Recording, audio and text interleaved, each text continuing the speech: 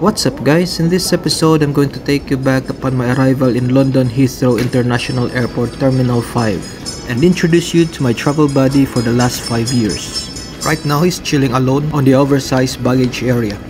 Well, hi there buddy, I hope your trip is as good and smooth like mine. And off we go. Oh, look at those boats just chilling along the canal. I'm alone out here. I hope there's no giant anacondas lurking underneath the surface. I don't want to be eaten alive here. But looking at the bright side, this is a brilliant path, safe and away from the four wheels. So after traveling more than 11 miles, we have finally arrived in the London Tower Bridge. Hip hip hooray! Whew!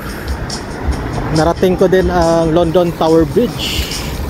20 kilometers galing sa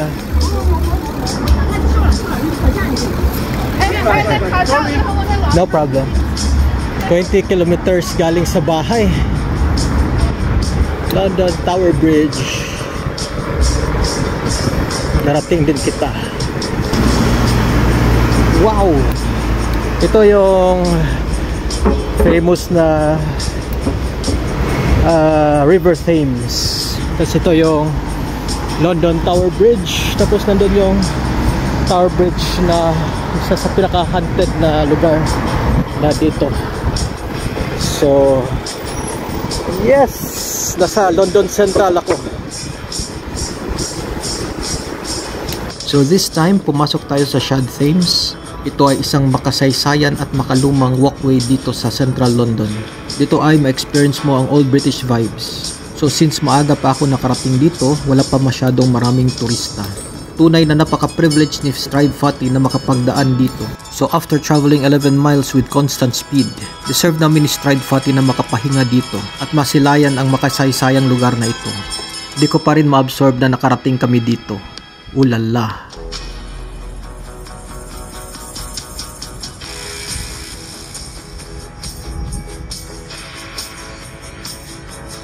After ko magbabad sa isang toxic work environment, napakasarap sa pakiramdam na walang iniisip kundi pinagmamasdan ang tahimik na lugar gaya nito. So destination unlocked.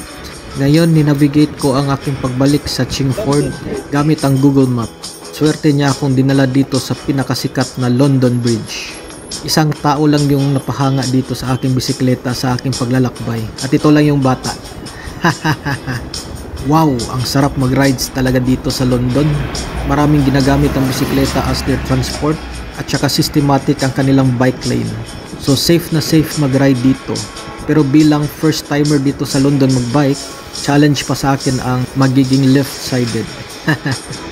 Napapansin nyo na sa left side kami nagbibisikleta. Hindi ako sanay dito na side. Pero kalaunan, habang sinusundan mo yung ibang siklista, masasanay ka din. Ang challenging kasi yung paglipat mo sa kabilang side. Paminsan-minsan kasi nakakalimutan natin lumingon. Nasanay tayo lumingon sa left side muna bago ang right. Ibalik ka dito eh. Sa mga di pa nakakaalam, ito ay pang-apat na beses ko nang pumunta dito sa London. Pero iba talaga yung pagbiyahe mo kapag nakabisikleta ka. Kasi napupuntahan mo ang mga lugar na hindi mo regular na nadadaanan. Lalo na ako, gumagamit lang ako ng Google Map. So maraming mga lugar dito sa London na hindi ko pa napuntahan na ngayon ko pa lang napuntahan. Ma-appreciate mo yung mga ganito basta chill ride ka lang. Kasi kapag chill ride ka, mamamasdan mo yung kapaligiran.